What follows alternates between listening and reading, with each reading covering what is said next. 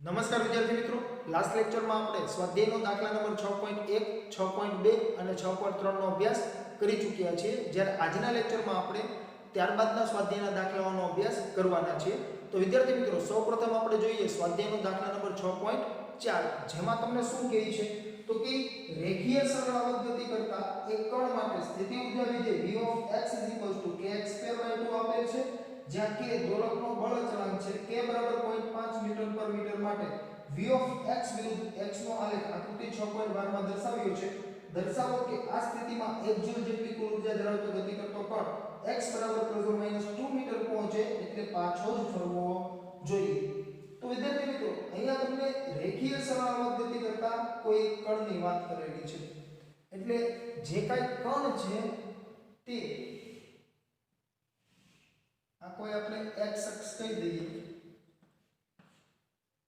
ત્યાં x બરાબર 0 સ્થાનેથી જમણી બાજુ જતો હશે અને કોઈ પોઈન્ટ આગળથી પાછો ફરતો હશે, અને એવી જ રીતે ડાબી બાજુ જતો હશે અને ત્યાં પણ કોઈ પોઈન્ટ આગળથી પરત ફરતો હશે. એટલે પોતે આવી રીતે આમ કન્ટિન્યુઅસલી ગતિ કરતો હશે. બરાબર છે? તો અહીંયા તમને આવી ગતિની વાત કરેલી છે, જે દરમિયાન તેની સ્થિતિ ઊર્જા ½ સૂત્ર વડે દર્શાવાય છે. જ્યાં k જે છે ને એ બળ અચળાંક છે, જેનું મૂલ્ય તમને 0.5 ન્યૂટન પર મીટર આપેલું છે, અને કણની સ્થિતિ ઊર્જા વિરુદ્ધ સ્થાનાંતરનો ગ્રાફ તમને આ રીતે આકૃતિમાં આપેલો છે. હવે તમને એવું ત્યાં કહે છે કે દર્શાવો કે આ કણની કુલ ઊર્જા 1 જૂલ હોય ને તો કણ x બરાબર ±2 મીટર સ્થાનેથી પરત ફરતો જ હોવો જોઈએ. એટલે કે અહીંયા જે કંઈ મેં તમને રેખીય સરળાવર્ત ગતિની વાત કરી, તે ગતિ કરતા કણની જો કુલ ઊર્જા 1 જૂલ હોય ને તો એ કણ આ જે કાંઈ પોઈન્ટેથી પરત ફરે છે ને જમણી બાજુ તે 2 મીટર સ્થાન હશે, અને ડાબી બાજુ જે કંઈ પોઈન્ટ આગળથી પરત ફરે છે તે સ્થાન -2 મીટર હશે. એવું તમને અહીંયા કીધેલું છે. તો વિદ્યાર્થી મિત્રો, અહીંયા તમને 1 જૂલ કુલ ઊર્જા એવું કહે છે. હવે કણ જ્યારે આ રીતે ગતિ કરે છે ત્યારે ગતિપથના કોઈ પણ બિંદુ આગળ તમારે કુલ ઊર્જા જોઈતી હોય તો આપણે કઈ રીતે મેળવતા હતા? તો કે કુલ ઊર્જા બરાબર જે તે બિંદુ આગળ મળતી ગતિ ઊર્જા અને સ્થિતિ ઊર્જાનો સરવાળો. આપણે અગાઉ પણ એવા એક્ઝામ્પલ જોઈ ચૂક્યા છીએ અને આપણે આગળ પણ તેનો અભ્યાસ કરી ચૂક્યા છીએ. તો એટલા માટે મેં અહીંયા લખેલું છે કે દોલકની કુલ ઊર્જા કેપિટલ E એ કોઈ પણ ક્ષણે આંશિક ગતિ ઊર્જા અને આંશિક સ્થિતિ ઊર્જા રૂપે હોય છે. એટલે કે કુલ ઊર્જા કેપિટલ E બરાબર ગતિ ઊર્જા કેપિટલ K પ્લસ સ્થિતિ ઊર્જા કેપિટલ V. હવે ગતિ ઊર્જાનું સૂત્ર આપણને ખબર છે, ½ mv² અને સ્થિતિ ઊર્જાનું તમને આપી દીધું છે ½ kx². તો આવી રીતે લખાશે. હવે આપણે શું દર્શાવવાનું છે તો કે કણની જો કુલ ઊર્જા 1 જૂલ હોય ને તો તે x બરાબર ±2 મીટર સ્થાનેથી પાછો ફરતો જ હોવો જોઈએ એવું દર્શાવવાનું છે. અને એટલા માટે તમને અહીંયા જે કંઈ ગ્રાફ આપેલો છે ને તે ગ્રાફમાં અહીંયા બે ચોકડી કરેલી છે ને અહીંયા તૂટક લાઈન આપેલી છે. એટલે કે આ 1 જૂલ ઊર્જા દર્શાવે છે. એટલે કે મેક્સિમમ અહીંયા જે કંઈ સ્થિતિ ઊર્જા છે તે કેટલી રહેશે? 1 જૂલ. તેના માટે આપણે સાબિત કરવાનું છે. તો અહીંયા જે કંઈ સ્થાન મળતું છે તે હશે 2 અને અહીંયા જે કંઈ સ્થાન હશે એ -2. એવું આપણે દર્શાવવાનું છે. હવે જુઓ તો તમારે જે સ્થાનેથી પરત ફરે છે ને તે સ્થાન મેળવવાનું છે. તો જે સ્થાનેથી કણ પરત ફરતો હોય તે સ્થાને તે ક્ષણે તેનો વેગ શું થાય? 0 થાય. હું તમને એમ કહું કે તમે દોડતા દોડતા કોઈ પોઈન્ટ સુધી જાવ છો, ત્યાંથી પરત ફરો છો, મૂળ સ્થાનેથી પાછા ડાબી બાજુ જાવ છો અને ત્યાંથી પણ કોઈ બિંદુ આગળથી પરત ફરો છો, એ કે કન્ટિન્યુઅસલી આમ તમે દોડવાનું ચાલુ રાખો. વચ્ચે કોઈ પોઈન્ટને રેફરન્સ પોઈન્ટ x બરાબર 0 લઈ લઉં છું તો શું થશે? તમારે જે સ્થાનેથી પરત ફરવું હોય ને એ સ્થાને જે તે બિંદુ આગળ અથવા તો કે તે સ્થાને તે ક્ષણે તમારો વેગ શું હશે? 0 હશે. એટલે કે તમારો તે ક્ષણે તત્કાલીન વેગ શું મળે? 0 મળે ને. તો એટલા માટે મેં અહીંયા લખેલું છે દોલન કરતો કણ જ્યારે પરત ફરે તે ક્ષણે તે બિંદુએ તત્કાલીન વેગ v બરાબર 0 થાય. હવે અહીંયા v બરાબર 0 મૂકી દો તો કેપિટલ E બરાબર શું થઈ જાય? ½ kx². તો મેં અહીંયા લખેલું છે.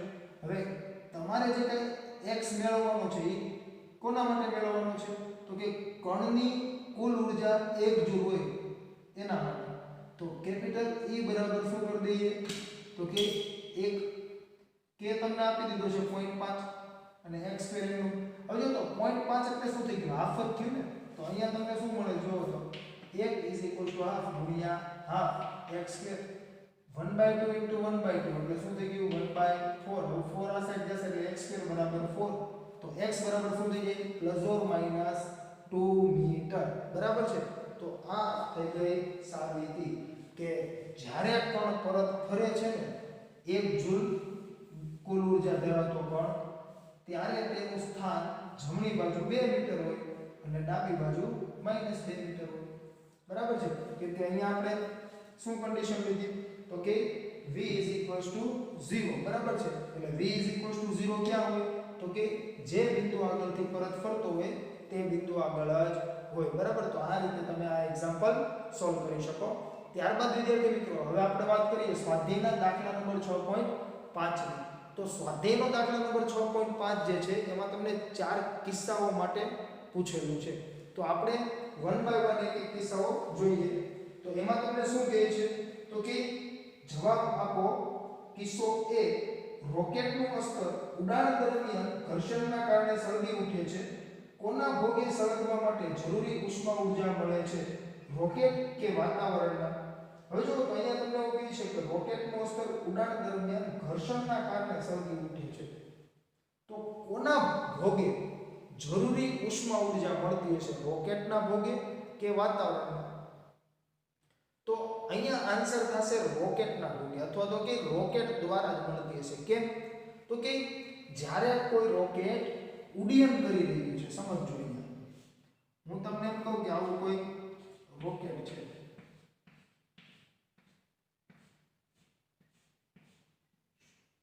એ આવી રીતે કંઈક ઉડી રહ્યું છે તો અહીંયા જે કંઈ તમને વાયુઓ મળતા હોય છે બરાબર તેના લીધે આપણે ઘણીવાર આકાશમાં પટ્ટા પણ દેખાતા હોય છે અહીંયા કંઈક ફ્યુલ હશે એ બંધ થતું હશે અહીંયા બર્નિંગ હશે ને ચાલુ સળગતું હશે ફ્યુલ અને એના લીધે એ શું કરે છે ગતિ કરી શકે છે હવે ફ્યુલ પ્લસ આનું જે કંઈ બોડીનું દળ છે તે અને અંદર રહેલા પેસેન્જર એટલે રોકેટનું કંઈક કુલ દળ હશે અને કુલ દળને લીધે જે કંઈ ગતિ થાય છે બરાબર છે તેને અવરોધતું ગુરુત્વાકર્ષણ બળ લાગતું હશે અને એને ગુરુત્વાકર્ષણ બળની વિરુદ્ધ દિશામાં કાર્ય કરવું પડશે ને બરાબર છે તો જેમ જેમ આ ફ્યુલ બંધ થતું જશે તેમ તેમ રોકેટનું કુલ દળ છે એ શું થશે ઘટશે હવે જુઓ તો રોકેટનું કુલ દળ ઘટશે હવે બર્નિંગ તો જે રીતે થતું હોય એ રીતે જ થાય દળ ઘટે છે બરાબર છે તો શું થશે તો કે એની ગતિ ઊર્જા વધશે કેમ કે દળ ઘટશે એટલે હવે શું થશે વેગ વધશે એટલે એની ગતિ ઊર્જા શું થશે વધશે તો ગતિ ઊર્જા વધે છે એનો વેગ વધે છે તો જે કાંઈ વાતાવરણ છે ને એના ઘર્ષણને લીધે એનું જે કાંઈ અસ્તર છે ને એ શું થશે સળગી ઉઠશે કેમ કે વેગ વધશે એટલે ગતિ ઊર્જા વધશે અને એ જે કાંઈ ગતિ ઊર્જા છે તેમાંથી થોડી ઘણી ઉષ્મા રૂપે જશે જેના લીધે અસ્તર સળગતું હશે તો એટલા માટે આપણે આન્સર કહી શકીએ કે રોકેટના ઉડાન દરમિયાન અસ્તરને સળગવા માટે જરૂરી ઊર્જા રોકેટ દ્વારા મળે છે રોકેટનું દળ ઘટે છે અને ઝડપ વધે છે બરાબર જેની તમારે ખાસ નોંધ લેવી ત્યારબાદ હવે આપણે જોઈએ કિસ્સો બી એમાં તમને કહે છે સૂર્યની આસપાસ ધૂમકેતુઓ અતિ દીર્ઘવૃત્તીય કક્ષામાં ઘૂમે છે સામાન્ય રીતે સૂર્યના કારણે ધૂમકેતુ પર લાગતું ગુરુત્વાકર્ષણ બળ લંબરૂપે લાગતું નથી તેમ છતાં ધૂમકેતુની સંપૂર્ણ ભ્રમણ કક્ષા દરમિયાન તેના પર લાગતા ગુરુત્વાકર્ષણ બળ વડે કાર્ય શૂન્ય હોય છે શા માટે હવે જુઓ તો તમને અહીંયા દીર્ઘવૃત્તીય કક્ષાની વાત કરેલી છે દીર્ઘવૃત્તીય કક્ષા કઈ રીતે હોય છે તે હું તમને દર્શાવું અહીંયા એટલે તમને ખ્યાલ આવે તો દીર્ઘવૃત્તીય કક્ષા એટલે કે કંઈક આ પ્રકારની કક્ષા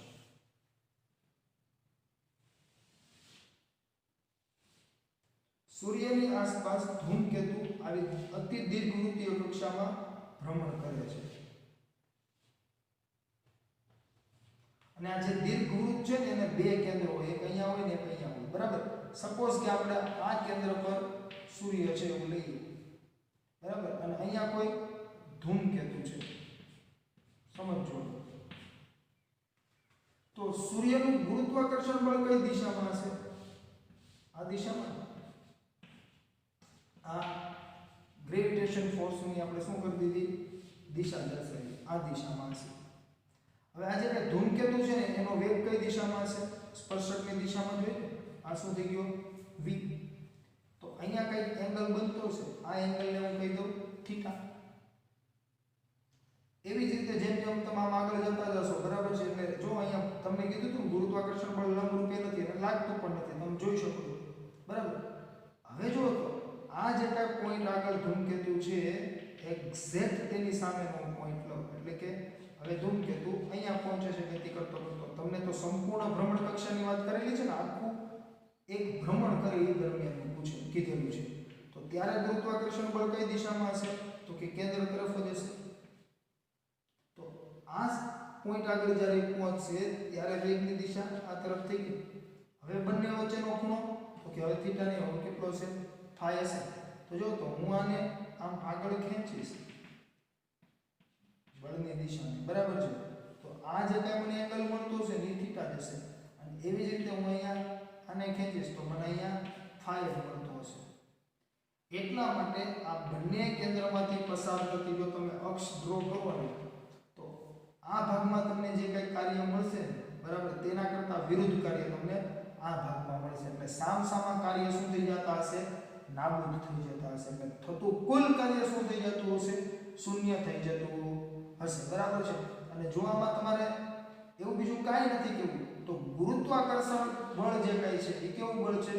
સંરક્ષી બળ, જે આપણે વિગતે અભ્યાસ કરી ચૂક્યા છીએ. અને સંરક્ષી બળ આધાર કોના ઉપર રાખે? તો કે માત્ર ને માત્ર xi અને xf ઉપર, એટલે કે પ્રારંભિક સ્થાન અને અંતિમ સ્થાન પર જ આધારિત હોય છે. અને મેં તમને એ પણ કીધેલું કે કોઈ પણ બંધ ગતિપથ હશે તે બંધ ગતિપથ માટે સંરક્ષી બળ વડે થતું કાર્ય હંમેશા શૂન્ય હશે. તો અહીંયા એક ભ્રમણની વાત આવે તો ગતિપથ કેવો થઈ ગયો? બંધ થઈ ગયો. એક બંધ ગાળો રચાય છે, તો આ બંધ ગાળો રચાય છે અને ગુરુત્વાકર્ષણ બળ કેવું છે? સંરક્ષી બળ છે. એટલા માટે ગુરુત્વાકર્ષણ બળ વડે થતું કાર્ય અહીંયા શું હશે? શૂન્ય હશે. તો એટલા માટે આપણે અહીંયા લખી શકીએ કે ગુરુત્વાકર્ષણ બળ એ સંરક્ષી બળ છે. તેથી સૂર્યની આસપાસ કક્ષામાં ભ્રમણ કરતા બંધ ગાળો રચાય અને સંરક્ષી બળો માટે બંધ ગાળા દરમિયાન થતું કાર્ય શૂન્ય હોય છે, બરાબર. તો આ રીતે તમે આનો આન્સર આપી શકો. ત્યારબાદ વિદ્યાર્થી મિત્રો હવે આપણે જોઈએ સી માં તમને શું કહે છે? તો કે પૃથ્વીની આજુબાજુ પાતળા વાતાવરણમાં ભ્રમણ કરતો કૃત્રિમ ઉપગ્રહ વાતાવરણના અવરોધને કારણે તેની ઊર્જા ક્રમશઃ ગુમાવે છે. ભલે તે સૂક્ષ્મ પ્રમાણમાં હોય તેમ છતાં તે જેમ પૃથ્વીની નજીક અને નજીક આવતો જાય તેમ તેની ઝડપ શા માટે ક્રમશઃ વધતી જાય છે, બરાબર. તો અહીંયા જો તો તમને કોઈ ઉપગ્રહની વાત કરેલી છે જે પૃથ્વીની ફરતે કોઈ કક્ષામાં ભ્રમણ કરતો હશે, જેને આપણે પૃથ્વીનો ઉપગ્રહ કહીએ છીએ. આ પૃથ્વીનું સેન્ટર છે, બરાબર છે. આપણે એક્ઝેક્ટ સેન્ટરની ઉપરનો કોઈ પોઈન્ટ લઈએ, અહીંયા સેટેલાઇટ છે, આને એસ કહીએ. તો હવે જો તો એ આ પ્રકારની વર્તુળાકાર કક્ષામાં ભ્રમણ કરતો હોય, બરાબર, તો વર્તુળાકાર ગતિ દરમિયાન વેગની દિશા કઈ તરફ હોય? સ્પર્શકની દિશામાં હશે. આ શું થઈ ગઈ? વેગની દિશા. પૃથ્વીનું ગુરુત્વાકર્ષણ બળ કઈ તરફ હશે? તો કે કેન્દ્ર તરફ, એટલે કે આ દિશામાં.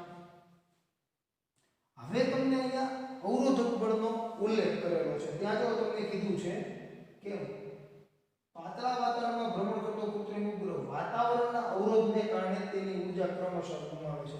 હવે અવરોધ જે હશે એ વેગની વિરુદ્ધ દિશામાં હશે, જેને લીધે એ શું કરતો હશે? કંઈક ઊર્જા ગુમાવતો હશે. હવે વેગ આ દિશામાં, બળ આ દિશામાં. આપણે પ્રક્ષિપ્ત ગતિમાં પણ અભ્યાસ કરી ચૂક્યા છીએ. તમે જો કોઈ પદાર્થને સમક્ષિતિજ દિશામાં ફેંકો કોઈ હાઈટ પરથી અને જો ગુરુત્વાકર્ષણ બળ આ દિશામાં હોય તો થાતું તો શું? તો કે તે પરિણામી દિશામાં ગતિ કરતો હતો પદાર્થ, એટલે કે આવી રીતે પ્રક્ષિપ્ત ગતિ કરતો હતો. તો અહીંયા પણ એવું થશે. અહીંયા જો તો પરિણામી દિશા તમને કઈ મળશે? આ તરફ. એટલે થોડો ઘણો આ પોઈન્ટ આગળ આવે ત્યાં પણ પાછું એવું થતું છે. એટલે ધીમે ધીમે કરતા એ જે કાંઈ ઉપગ્રહ છે તે આવી રીતે ગતિ કરશે. તો જો તો આવી રીતે ગતિ કરશે તો શું થશે આ દરમિયાન? તો કે જો પૃથ્વીની નજીક આવતો જાય છે. હવે જેમ પૃથ્વીની નજીક આવશે ને એટલે જો તો બંને વચ્ચેનું ડિસ્ટન્સ ઘટી ગયું, અંતર ઘટી ગયું. એટલે એની જે કઈ સ્થિતિ ઊર્જા છે ને એ પણ શું થશે? ઘટી જશે. સ્થિતિ ઊર્જા ઘટે તો ગતિ ઊર્જા શું થાય? વધે. ગતિ ઊર્જા વધે તો એનો વેગ શું થશે? વધશે. ખ્યાલ આવે છે હું શું કહું છું? બરાબર છે. એટલે એની સ્થિતિ ઊર્જા ઘટશે, ગતિ ઊર્જા વધશે, વેગ વધશે. અને અહીંયા વિરુદ્ધ દિશામાં કંઈક બળ લાગે છે, કંઈક અવરોધ છે. તો અવરોધ હોય ને તો એને લીધે શું થતું હોય? ઊર્જાનો કંઈક વ્યય થતો હશે. પણ અવરોધને લીધે વ્યય થતી ઊર્જા કેવી હોય? સૂક્ષ્મ હોય. બરાબર છે. એટલું બધું ઊર્જાનો વ્યય થતો હોય નહીં. બરાબર છે. એટલે એની કુલ ઊર્જા જે કઈ છે ને એ ઘટશે. પણ કેવી? ઘટાડો કેવો હશે? સૂક્ષ્મ. કેમ કે અવરોધને કારણે જે કઈ ઊર્જા ગુમાવે છે એ કેવી હોય છે? સૂક્ષ્મ હોય છે. આપણે જાણતા હોઈએ છીએ કે આપણે જ્યારે કોઈ પદાર્થને કોઈ સપાટી પર બળ લગાડીને ગતિ કરાવતા હોઈએ છીએ ત્યારે એ દરમિયાન જે કઈ ઘર્ષણ બળ હોય છે સપાટીનું તે ગતિની વિરુદ્ધ દિશામાં જ હોય છે. તો તેના લીધે જે કઈ વ્યય થતો હોય છે ઊર્જાનો એ કેવો હોય છે? ઓછો હોય છે. અને એટલા માટે જ એકવાર પદાર્થ કોઈ સપાટી પર ગતિ કરતો હોય તો આપણે શરૂઆતમાં એને ગતિ કરાવવા માટે જેટલું બળ લગાડેલું હોય તેટલું ને તેટલું જ બળ આપણે તેને તેટલા જ વેગથી ગતિ કરાવવા માટે લગાડવું પડતું નથી. બરાબર. એનું કારણ એ જ છે કેમ કે ઘર્ષણને લીધે જે કાંઈ વ્યય થતો હશે બરાબર તે કેવો હશે? ઓછો હશે. અને એટલા માટે આપણે અહીંયા લખીએ છીએ કે ઉપગ્રહ પૃથ્વીની નજીક આવતો જાય તેમ તેની સ્થિતિ ઊર્જા ઘટે છે, જેથી તેની ગતિ ઊર્જા અને વેગ વધે છે તથા ઘર્ષણને લીધે ઊર્જા ગુમાવવાથી કુલ ઊર્જા ઘટે છે જે સૂક્ષ્મ હોય છે. બરાબર. તો આ રીતે તમે આનો આન્સર આપી શકો. ત્યારબાદ વિદ્યાર્થી મિત્રો હવે આપણે જોઈએ ડી કિસ્સો. એમાં તમને શું કહે છે? તો કે આકૃતિ 6.13 માં એક માણસ તેના હાથોમાં 15 કેજી દળ ઉચકીને 2 મીટર જેટલું ચાલે છે. આકૃતિ 6.13 માં તે આટલું જ અંતર દોરડું ખેંચતા ચાલે છે. દોરડું ગરગડી પરથી પસાર થઈને તેના બીજા છેડે 15 કેજી જેટલું દળ લટકાવેલ છે. કયા કિસ્સામાં વધુ કાર્ય થયું હશે? તો અહીંયા જો તો તમને બે કિસ્સા આપેલા છે. તે બે કિસ્સા પૈકી કયા કિસ્સામાં વધુ કાર્ય થયું હશે માણસોએ તે આપણે જણાવવાનું છે. તો જો તો વિદ્યાર્થી મિત્રો તમે ત્યાં આકૃતિ જોશો કિસ્સા 1 અને કિસ્સા 2 માટે આપેલી છે તે તો તમને ખ્યાલ આવશે. કિસ્સા 1 માં જે કાંઈ માણસ છે ને તે 15 કેજી દળને હાથમાં આવી રીતે રાખીને 2 મીટર આ દિશામાં ચાલે છે. તો એ દરમિયાન માણસે કાર્ય કોના વિરુદ્ધ કરવું પડશે? જો ખાસ સમજો, માણસે કાર્ય કોના વિરુદ્ધ કરવું પડશે? તો એના માટે અવરોધ શું બની શકે એ પહેલા ચેક કરી લો. તો કે જો તો જ્યારે 15 કેજી દળ એના હાથમાં હશે ને ત્યારે ગુરુત્વાકર્ષણ બળ અધો દિશામાં લાગતું છે, પણ સ્થાનાંતર એને કઈ દિશામાં કરાવવાનું છે? સમક્ષિતિજ દિશામાં. તો સ્થાનાંતર અને ગુરુત્વાકર્ષણ બળ પરસ્પર કેવા છે? લંબ. તો ગુરુત્વાકર્ષી બળ વડે થતું કાર્ય શું થઈ જશે? શૂન્ય. તો હવે સપાટીનું ઘર્ષણ બળ તો હશે જ ને કંઈ, એ સપાટી પર ચાલતો હશે ને, હવામાં જ નહીં ચાલતો. બરાબર છે. તો સપાટીનું ઘર્ષણ બળ હંમેશા ગતિની વિરુદ્ધ દિશામાં હોય. તો ઘર્ષણ બળ વડે કંઈક કાર્ય થતું હશે. તો માણસે માત્ર ને માત્ર ઘર્ષણ બળથી જે કંઈ કાર્ય થાય છે બરાબર છે તેના વિરુદ્ધ જ કાર્ય કરવું પડશે. બરાબર. અને એ કાર્ય કેટલું હશે? સૂક્ષ્મ હશે. કેમ કે એ જ્યારે ચાલે છે ત્યારે ઘર્ષણ બળથી કંઈક કાર્ય થતું હશે, ઘર્ષણ બળને લીધે કંઈક કાર્ય મળતું હશે, અને એ જે કંઈક ઘર્ષણ બળને લીધે થતું કાર્ય છે તેટલું જ કાર્યને વિરુદ્ધ દિશામાં કરવું પડે, એટલે કે ઘર્ષણની વિરુદ્ધ વ્યક્તિએ કાર્ય કરવું પડશે. અને જે કેવું હોય સૂક્ષ્મ હોય, કેમ કે ઘર્ષણને લીધે થતું કાર્ય સૂક્ષ્મ હોય, એટલા માટે વ્યક્તિએ કરવું પડતું કાર્ય પણ કેવું હશે, સૂક્ષ્મ હશે. જ્યારે બીજા કિસ્સામાં તમને શું આપેલું છે, તો બીજા કિસ્સામાં જો તમને એક દિવાલ જેવો ભાગ આપેલો છે, બરાબર, અહીંયા આવી રીતે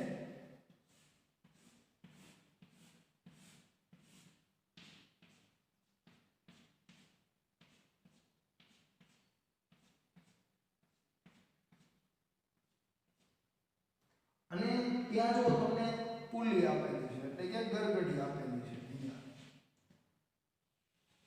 અને આ કોઈ દોરડા સાથે 15 કેજી તળને લટકાવેલું છે, જે દોરડું આ રીતે તમને આપેલું છે. અહીંયા કોઈ વ્યક્તિ જે છે તે વ્યક્તિ પોતાના હાથ વડે તેને ખેંચીને આ તરફ ચાલે છે.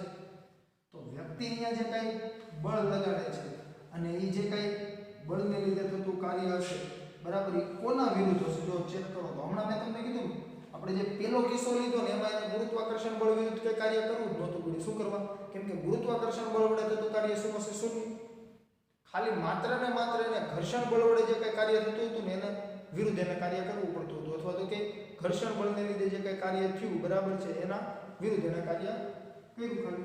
તો અહીંયા જો તો ગુરુત્વાકર્ષણ બળ અધો દિશામાં, હવે જો તો બ્લોક ઉપર તરફ ગતિ કરશે ને જ્યારે વ્યક્તિ આમ ખેંચશે ત્યારે સ્થાનાંતર ઉપર તરફ. તો અહીંયા જો તો બળ અને સ્થાનાંતરની દિશા એ બંને કેવા છે? વિરુદ્ધ. એટલે અહીંયા કાંઈક ગુરુત્વાકર્ષણ બળ વડે કાર્ય થતું હશે, બરાબર. અહીંયા શૂન્ય હશે નહીં. અને વ્યક્તિ જ્યારે દોરડું લઈને ચાલતો હોય, બરાબર, ત્યારે પણ ઘર્ષણ હશે ને સપાટીનું, બરાબર છે. તો ઘર્ષણ તો વ્યક્તિ જે કઈ દિશામાં ચાલે છે તેની વિરુદ્ધ દિશામાં હશે, એટલે ઘર્ષણને લીધે પણ કંઈક કાર્ય મળતું હશે. તો આ બંને જે છે ને, બરાબર છે, તેનો જે કંઈ તમને સરવાળો મળે WF + WG, આની વિરુદ્ધ કાર્ય કરવું પડે, બરાબર. એટલે વ્યક્તિએ W = WF + WG જેટલું મળે એની વિરુદ્ધ કાર્ય કરવું પડે, બરાબર. એટલે બીજા કિસ્સામાં વ્યક્તિને કરવું પડતું કાર્ય, તો વ્યક્તિએ કરેલું કાર્ય જે હશે એ કેવું હશે? વધુ હશે પહેલા કિસ્સા કરતાં. કેમ કે પહેલા કિસ્સામાં ગુરુત્વાકર્ષણ બળને લીધે તો કંઈ કાર્ય થતું હતું નહીં, બરાબર.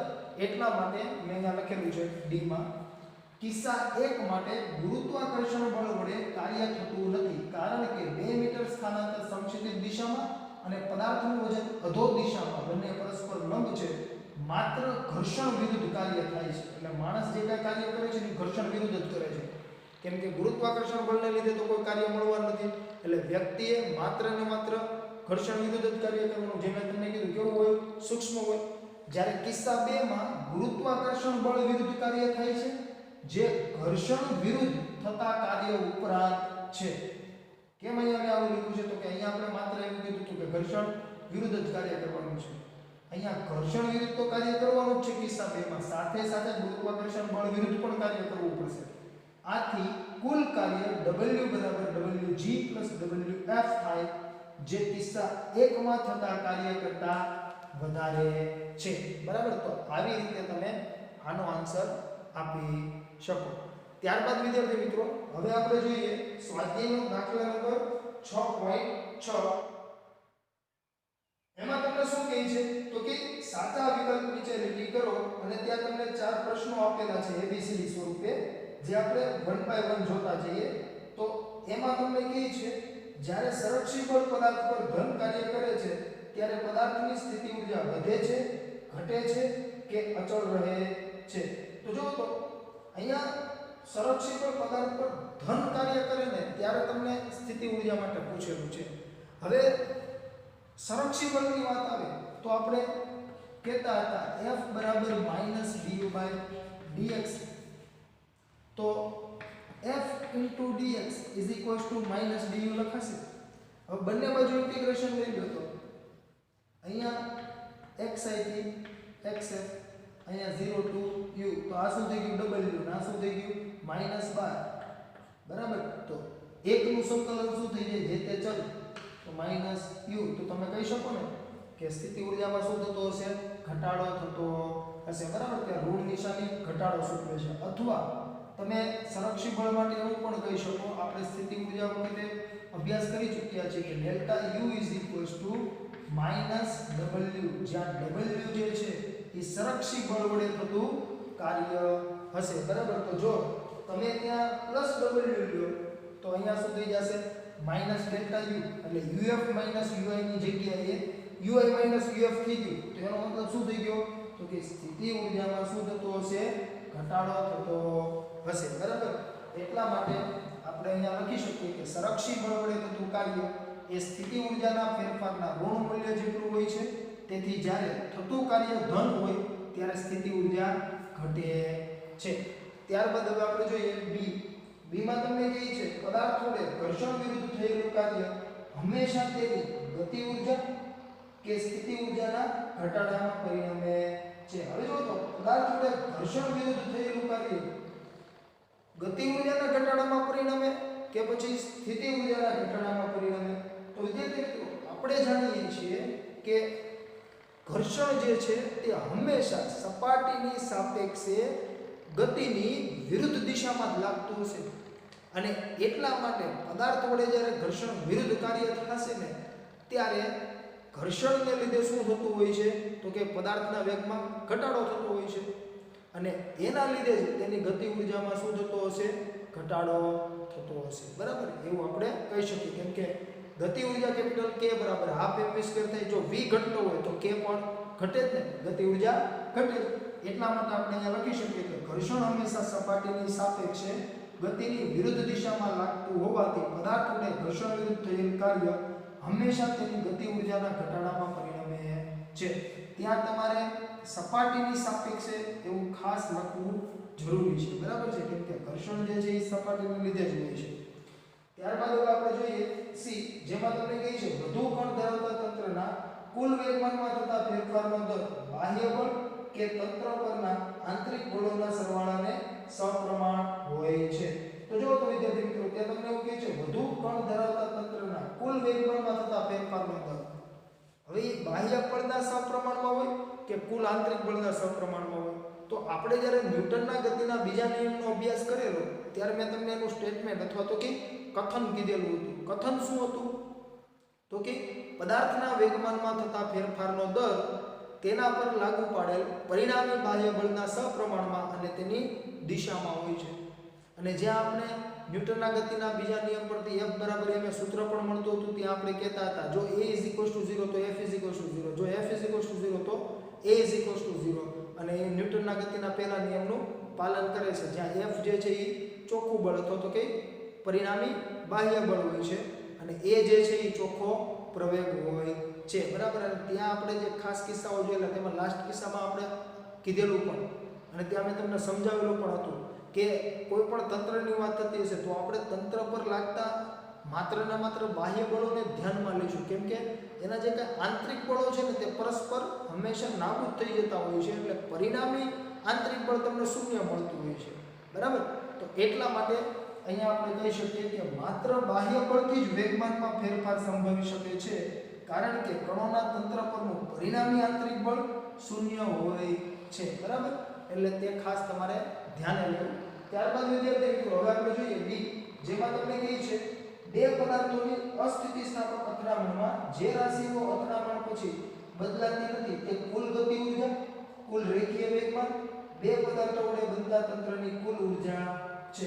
તો જો તો અહીંયા અસ્થિતિસ્થાપક અથડામણની વાત કરી છે અને કહે છે અથડામણ પછી બદલાતી નથી તે. બદલાતી નથી તે એટલે કે જે રાશિ સંરક્ષિત છે, જેનું સંરક્ષણ થાય છે તે કુલ ગતિ ઊર્જા છે, કુલ રેખીય વેગમાન છે કે પછી બે પદાર્થો વડે બનતા તંત્રની કુલ ઊર્જા છે.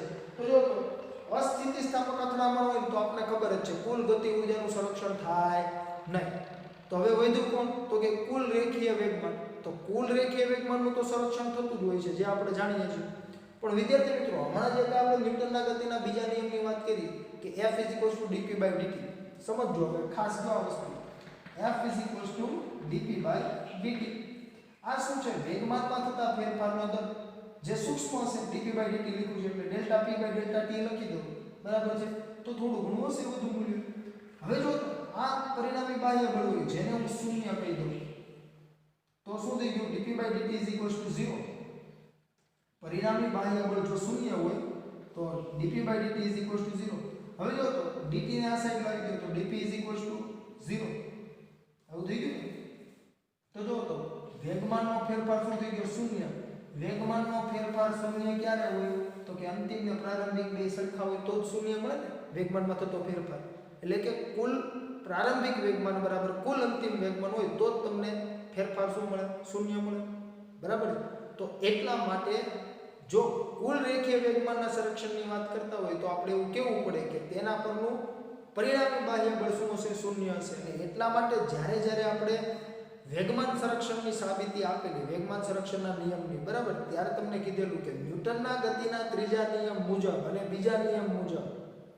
આપણે એવું કહેતા હતા કે જ્યારે બે પદાર્થોની અથડામણ થાય ને ત્યારે એક પદાર્થ બીજા પર જેટલું બળ લગાડે ને તેટલું જ બળ બીજો પદાર્થ પેલા પદાર્થ પર વિરુદ્ધ દિશામાં લગાડતો હોય છે અને એટલા માટે જ જો એ વિરુદ્ધ દિશામાં લગાડતો હોય સમાન મૂલ્યનું લગાડતો હોય તો પરિણામી બળ મેળવો શું મળશે શૂન્ય અને એટલે જ તમને ત્યાં વેગમાન સંરક્ષણ મળે છે બાકી મળી શકે નહીં બરાબર ત્યારબાદ તમે જો તો ત્યાં ત્રીજું શું કીધેલું હતું તો ત્રીજામાં તમને કીધું હતું બે પદાર્થો વડે બનતા તંત્રની કુલ ઊર્જા હવે જો તંત્રની વાત એમ તો અલગ કરેલું કોઈ તંત્ર હોય ને તો કુલ ઊર્જા અચળ રહે આપણે ઊર્જા સંરક્ષણના નિયમમાં મેં તમને કીધેલું હતું કે બ્રહ્માંડને તમે અલગ કરેલું આખું બ્રહ્માંડને અલગ કરેલું તંત્ર લઈ લો તો બ્રહ્માંડની કુલ ઊર્જા અચળ રહે છે ઊર્જાનું સર્જન પણ શક્ય નથી કે નાશ પણ શક્ય નથી માત્ર એક સ્વરૂપમાંથી બીજા સ્વરૂપમાં રૂપાંતરણ થાય છે બરાબર છે એટલા માટે તમારે બે કન્ડિશન હોય ને તો તમે એ બંનેનું સંરક્ષણ થાય છે એવું કહી શકો એટલા માટે મેં લખેલું છે જો અલગ કરેલું તંત્ર હોય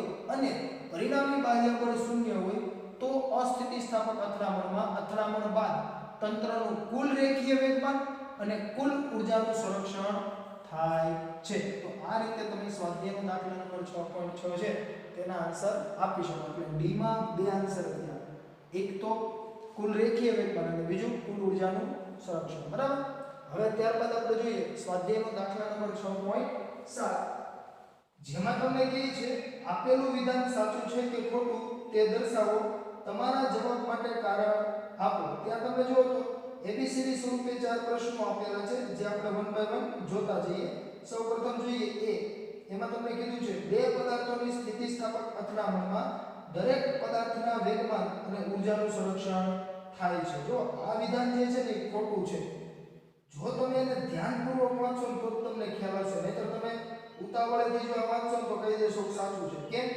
તો અહીંયા તમને જો એવું કહે છે બે પદાર્થોની સ્થિતિસ્થાપક અથડામણમાં દરેક પદાર્થના વેગમાન અને ઊર્જાનું સંરક્ષણ થાય છે હવે જ્યારે આપણે સ્થિતિસ્થાપક અથડામણની ચર્ચા કરેલી જ્યારે તેના વિશેનો અભ્યાસ કરેલો ત્યારે મેં તમને કીધેલું હતું કે સ્થિતિસ્થાપક અથડામણમાં કુલ રેખીય વેગમાન સંરક્ષણ અને કુલ ગતિ ઊર્જાનું સંરક્ષણ થતું હોય છે અને એટલા માટે જ ત્યાં આપણે ગતિ ઊર્જા સંરક્ષણનો ઉપયોગ કરતા ત્યારે શું લખતા હતા half mu1² half mu2² is equals to half mv1² half mv2². આનો મતલબ શું થયો તંત્રની કુલ પ્રારંભિક ગતિ ઊર્જા અને તંત્રની આ શું થઈ ગઈ ગતિ ઊર્જા પણ કેવી અંતિમ કોઈ પર્ટિક્યુલર એક પદાર્થ માટે ન કહી શકે હાફ mu1² બરાબર હાફ mv1² ના થાય જો એવું થતું હોય તો તમે એવું કહી શકો કે દરેક પદાર્થની સ્વતંત્ર રીતે ગતિ ઊર્જાનું સંરક્ષણ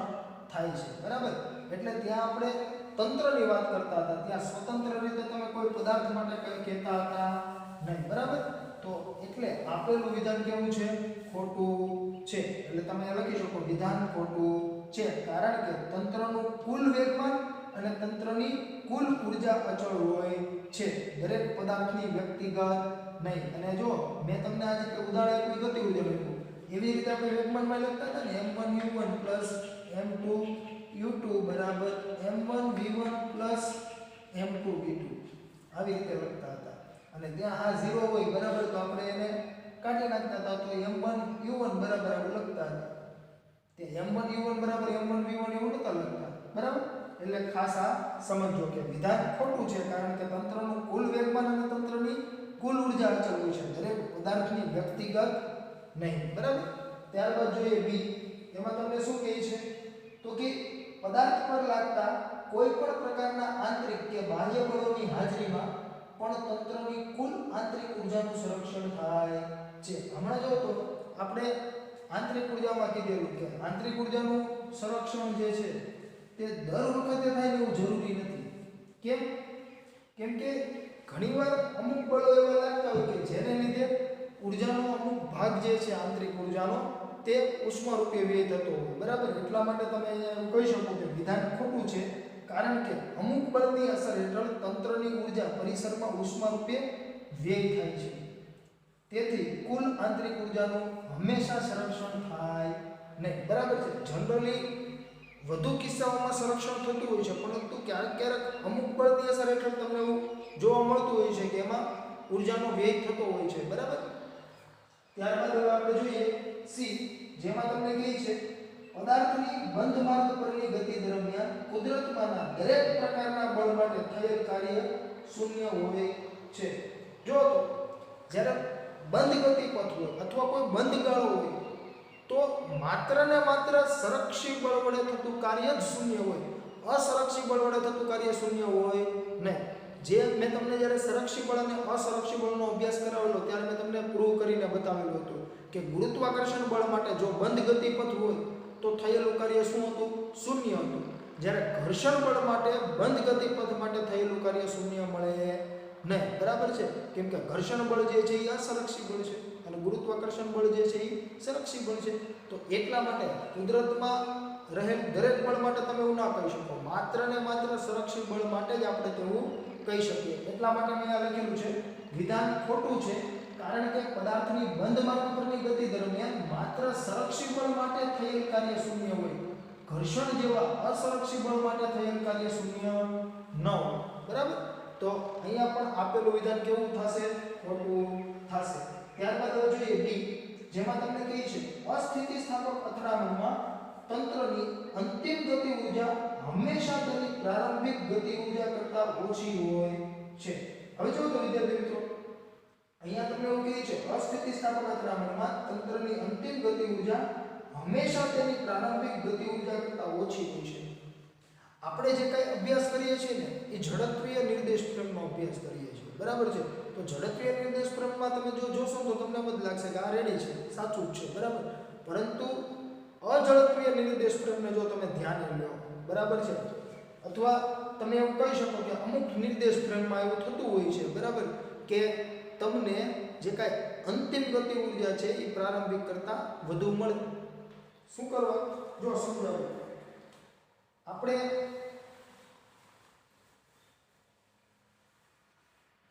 કોઈ પદાર્થ જે છે જેનો વેગ સમજી લો, કોઈ આપણે કાંઈ પણ લઈ લેતા હોય, ધારી લેતા હોઈએ છીએ. બરાબર છે. એ મુજબ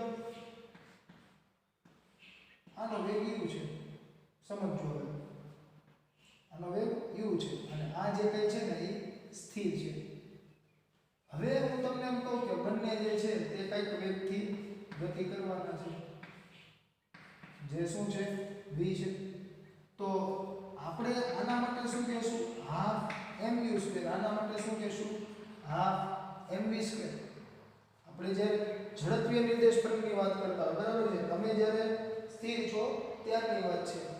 એની જગ્યાએ જો હું તમને એમ કહું કે તમે ગતિમાન છો, એટલે કે તમે સમજી લો કે અહીંયા કોઈ આ રસ્તો છે. જો પહેલી કન્ડિશન જે મેં કીધી ને એ કઈ રીતના છે તો કે તમે ઊભા છો, જોવો છો, બરાબર, તમને વેગ આટલા લાગે. પણ હવે જો તો તમે આ કોઈ ગતિમાન નિર્દેશ પ્રેમમાં છો, આનો વેગ u છે. હવે શું થાય? ચેક કરો તો તમને આની ઝડપ કેટલી લાગશે? તો કે v + u, કેમ કે બે એક જ દિશામાં ગતિ કરો છો તો ગતિ ઉર્જા શું થઈ જશે? Half m v + u square. ખ્યાલ આવે છે?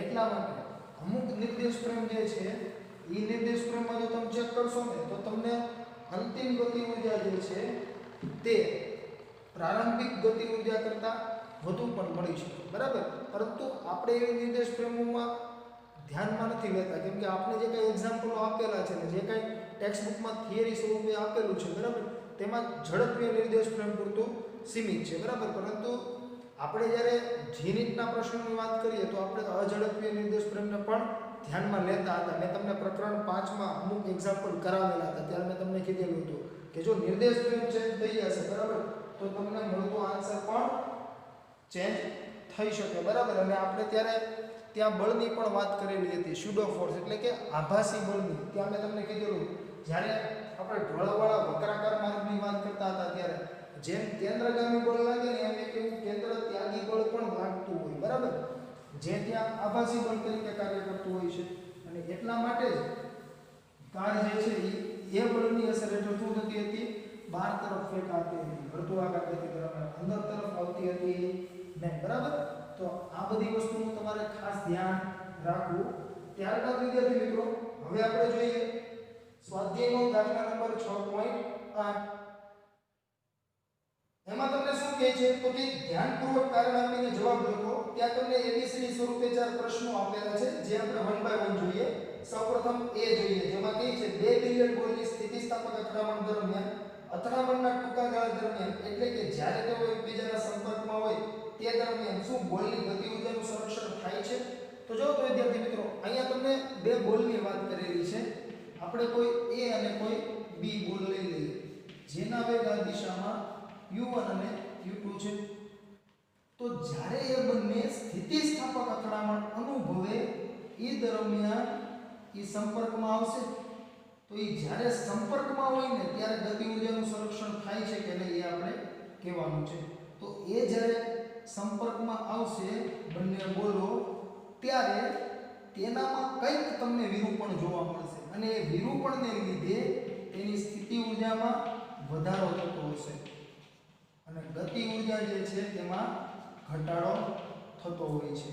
એટલા માટે તમે એવું કહી શકો કે આ જે કાંઈ અથડામણનો ટૂંકો સમયગાળો છે એ ટૂંકા સમયગાળા દરમિયાન ગતિ ઊર્જાનું સંરક્ષણ થતું હશે નહીં. એટલા માટે આપણે લખી શકીએ કે અથડામણ દરમિયાનના ટૂંકા સમયગાળામાં જ્યારે બોલ સંપર્કમાં હોય ત્યારે ગતિ ઊર્જાનું સ્થિતિ ઊર્જામાં રૂપાંતરણ થતું હોવાથી ગતિ ઊર્જાનું સંરક્ષણ થતું નથી. બરાબર છે. અને આપણે જ્યારે સંઘાતની વાત કરેલી ત્યારે પણ મેં તમને કીધેલું હતું કે સ્થિતિસ્થાપક સંઘાત છે ને એમાં અથડામણ બાદ કોઈ વિરૂપણ તમને જોવા મળશે નહીં. એટલે કે અહીંયા જે કંઈ અથડામણના જે કંઈ સમયગાળામાં તમને જે કંઈ વિરૂપણ જોવા મળે છે તે જેવા બંને સંપર્કમાંથી જુદા પડશે એટલે તરત જ પોતાની મૂળ સ્થિતિ પ્રાપ્ત કરી લેશે. એટલે જ એને સ્થિતિસ્થાપક સંઘાત કહેવાય છે. જો અસ્થિતિસ્થાપક સંઘાત હોય ને તો વિરૂપણ જે છે એ થોડું ઘણું એમનું રહી જતું હોય છે, એમાં પોતાની મૂળ સ્થિતિ પ્રાપ્ત નથી કરતા. એટલા માટે એને જે કંઈ સ્થિતિ ઊર્જા મેળવેલી છે ને એ પોતે થોડી ઘણી રાખશે ને થોડી ઘણી લોસ કરી દેશે, પોતાની મૂળ સ્થિતિ પ્રાપ્ત કરી શકશે નહીં. અને એટલા માટે જ એને આપણે અસ્થિતિસ્થાપક સંઘાત કહેતા હોઈએ છીએ. બરાબર, જેની તમારે ખાસ નોંધ લેવી. ત્યારબાદ આપણે જોઈએ બી, જેમાં તમને કહે છે શું બોલની સ્થિતિસ્થાપક અથડામણ દરમિયાનના ટૂંકા ગાળામાં તેમના રેખીય વેગમાનનું સંરક્ષણ થાય છે.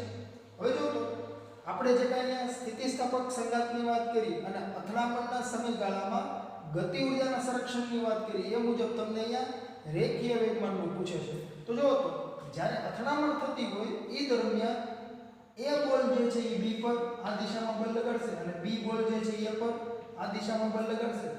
અને ન્યૂટનના ગતિના ત્રીજા નિયમ મુજબ આપણે શું કહીએ છીએ તો કે F AB F BA, એટલે કે B વડે A પર લાગતું બળ A વડે B પર લાગતા બળના મૂલ્ય જેટલું અને વિરુદ્ધ દિશામાં હોય છે. બરાબર છે. તો જો તો ચોખ્ખું બળ શું થઈ જશે જ્યારે સંપર્કમાં હશે ત્યારે તો કે બંને વડે લાગતા બળનો સદિશ સરવાળો. હવે જો F AB શું લખાય F BA અને F BA પ્લસ. તો જો તો શું થઈ ગયું ચોખ્ખું બળ 0. જો ચોખ્ખું બળ 0 છે તો ન્યૂટનના ગતિના બીજા નિયમ અનુસાર આને તમે 0 લખી દો તો dp/dt 0. તો વેગમાનનું સંરક્ષણ થતું હશે ને, કેમ કે વેગમાનનો ફેરફારનો દર શું થઈ ગયો 0. એટલે વેગમાનનો કોઈ ફેરફાર થતો નથી. તો એનો મતલબ શું થઈ ગયું વેગમાન કેવું હશે અચળ હશે. તો એટલા માટે આપણે કહી શકીએ હા, કારણ કે અથડામણના ટૂંકા ગાળા દરમિયાન કોઈ ચોખ્ખું બળ લાગતું નથી, તેથી રેખીય વેગમાનનું સંરક્ષણ થાય છે, બરાબર, જેની તમારે ખાસ નોંધ લેવી. ત્યારબાદ હવે આપણે જોઈએ સી, જેમાં તમને કહે છે અસ્થિતિસ્થાપક અથડામણ માટે એ અને બી ના જવાબ શું હશે. જો એ અને બી જે આપણે પૂછેલા હતા તે સ્થિતિસ્થાપક અથડામણ માટે હતા. હવે સી માં શું કહે છે, જો અસ્થિતિસ્થાપક અથડામણ હોય તો એ અને બી ના જવાબ બદલાશે કે નહીં બદલાય અથવા શું થાય એ તમે કયો. તો જો અહીંયા આપણે આ જે કઈ અથડામણનો સમયગાળો હતો એ દરમિયાન ગતિ ઉર્જાનું પૂછેલું ને આમાં શું પૂછેલું, કુલ રેખીય વેગમાનનું, બરાબર. તો અસ્થિતિસ્થાપક સંઘાત હશે તો કુલ રેખીય વેગમાનનું જે મેં તમને આ મુજબ સમજાવ્યું એ મુજબ યથાવત જ રહેશે, બરાબર. એટલે કે કુલ રેખીય વેગમાનનું સંરક્ષણ થતું હશે. અને જો અસ્થિતિસ્થાપક સંઘાત હોય તો આ જે કઈ વિરૂપણ આવ્યું છે ને વિરૂપણને લીધે ગતિ ઉર્જા જે કઈ છે એમાં તો તમને ફેરફાર જોવા મળશે.